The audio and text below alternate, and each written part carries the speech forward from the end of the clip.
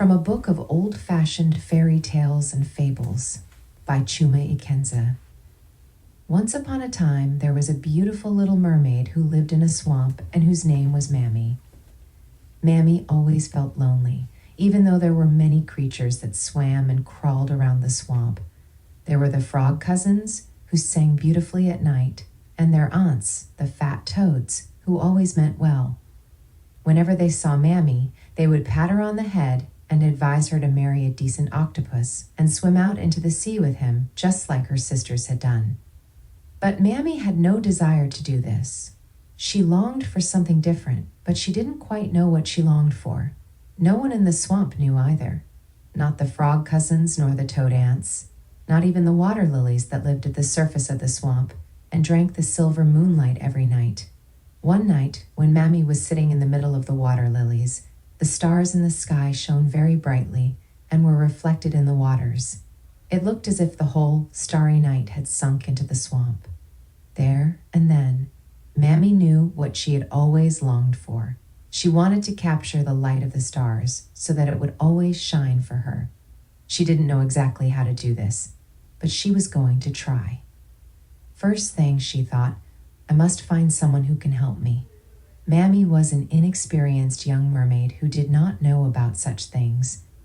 She knew that if she asked the frog cousins, they would listen, just to be polite, but would have no advice to offer. The toad aunts would only advise her, again, to find and marry a decent octopus.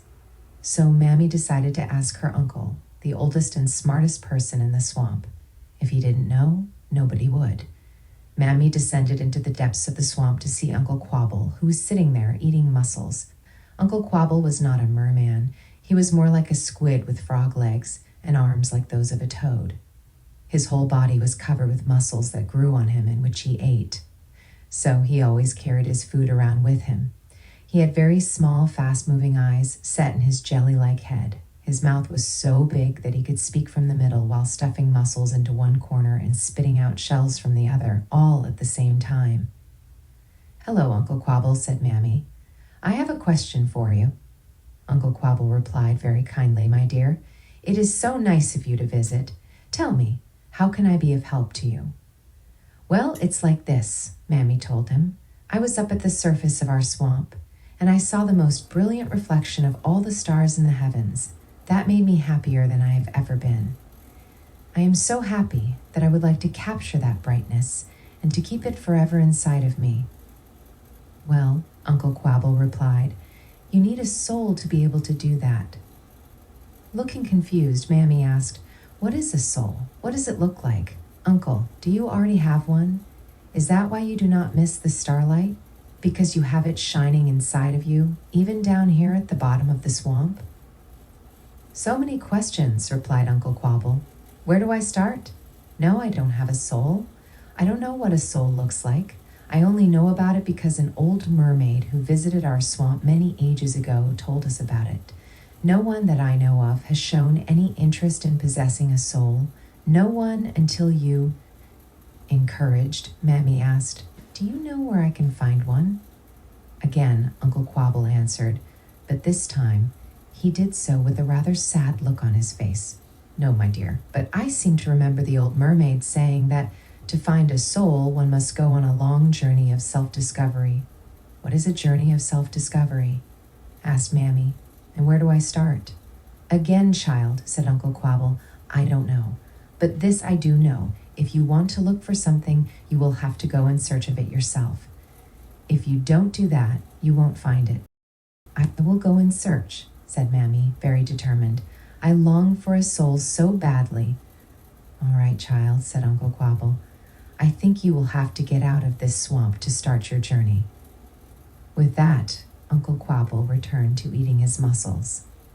Mammy gave her uncle a hug, said goodbye, and swam back to the top of the swamp to start her journey in search of a soul, although she had no idea what she was looking for. She figured that a soul was most likely to be found where there was bright shining light. Since it is easier to see light shining in the dark, Mammy figured that it would be best to conduct her search at night. She also liked the idea of a nighttime search. because she would be accompanied in her search by the stars in the sky. The third thing she decided was to follow the direction of the stars. With that decided, Mammy waited impatiently for the stars to come out that night so that she could follow their movements. She walked for a long time that first night until the night faded away, making room for daybreak, and the stars gradually disappeared from the sky. But she did not mind the stars going away because by then she was tired from her long journey. Mammy continued her search every night for what seemed a long time to her. During this time, she learned that the stars did not shine every night. She had thought that when the stars did not shine on the swamp, it was perhaps because creatures like Uncle Quabble had raised too much muck from the bottom of the swamp, making the surface too cloudy for the stars to be reflected. Such starless nights were usually very dark, and without joy for Mammy, they made her journey much more difficult. But Mammy was still hopeful about finding the missing stars. She consoled herself with the thought that they must be playing hide and seek somewhere, and she told herself, "I will continue in the dark until I find their light shining somewhere, and I will go toward the shining light, which I am sure will lead me to a hiding star, where I will surely find a soul close by." She comforted herself with the thought that it was impossible for a star to hide itself so completely that nothing of it could be seen. More troubling for Mammy, as she chased after the stars, was when she came across people who were not aware of the presence of stars in the sky, even on nights when they shone very brightly. She observed that those who did not notice the stars were completely preoccupied with their own thoughts, happy, sorrowful, or nondescript.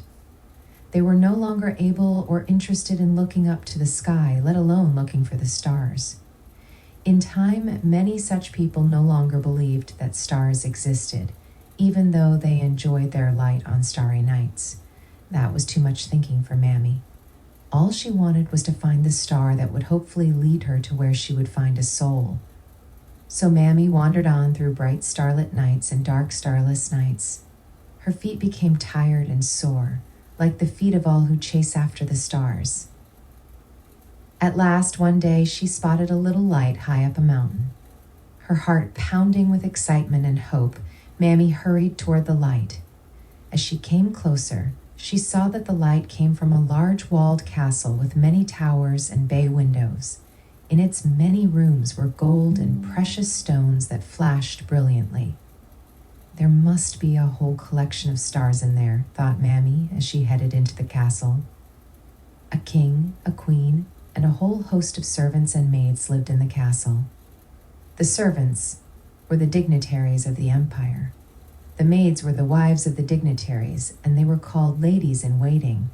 It was colorful and beautiful in the castle, but it was not a gathering of stars as Mammy had hoped. Yet, she thought, I should be able to find a soul here, with so many dignitaries and ladies in waiting. I'll wait until I have an opportunity. Then I will ask someone about a soul. Since Mammy was exhausted from the climb up the mountain, she sat down on a couch in the hallway to wait for her opportunity. When the many servants saw Mammy, they looked horrified, but they said nothing because they were servants and were not allowed to speak until spoken to. Then the queen approached Mammy and asked her who she was and if she wanted to be a lady in waiting. "Do I get a soul in return for being a lady in waiting?" asked Mammy. "That is not necessary," said the queen, though she was intrigued by such a wish that was so rare at court. "Then I'd rather not be a lady in waiting," said Mammy. "I'm a mermaid, and I'm looking for a soul." "Ugh, how hideous," exclaimed the queen. "A mermaid has wet clothes, and you are sitting on my royal couch." "Awful," shouted the servants and ladies in waiting. They threw Mammy out of the castle. But now she knew that there was no soul to be found there, and she continued on her wandering. Next day, Mammy saw a light shimmering from a large house with a solid arched roof. The light was a strange pale yellow and didn't look like a star. All the same, she went up to the house because she did not want to make any assumptions about the light. A rich man who spent most of his time counting his treasures lived in the house. "I would like to have a soul," said Mammy. when the man came to the door to ask what she wanted. "A soul?" asked the rich man. "Yes, I can give you my soul. It stirs occasionally in me. It is probably still there. But you have to give me a lot of money for it." "I can get the money from Uncle Quabble," thought Mammy for a moment. Then she reconsidered. "But I don't think it is proper or possible to buy a soul." So she told the rich man, "Thanks, but I don't think I want a soul like yours. I don't believe that one can buy a soul. One can only get it as a gift. Nothing is free with me," said the rich man, and slammed the door shut. Again, Mammy wandered on until she saw another house with light shining in it. This house was small, and the light was even smaller. It was very unlikely that she would find a star there. But Mammy was very tired and so anxious that she was willing to try anything. So she went up to the house. Unlike the two earlier houses, the door to this house was open. Mammy tapped gently on the door and went inside without waiting for an invitation to enter. This house had only books in it, an awful number of books, thick and thin, but mostly very thick ones. A learned man was sitting by a dim oil lamp, reading a thick book. "What do you want here?" asked the man, peering at Mammy over the rim of his reading glasses. "I'm a mermaid, and I'm looking for a soul," said Mammy.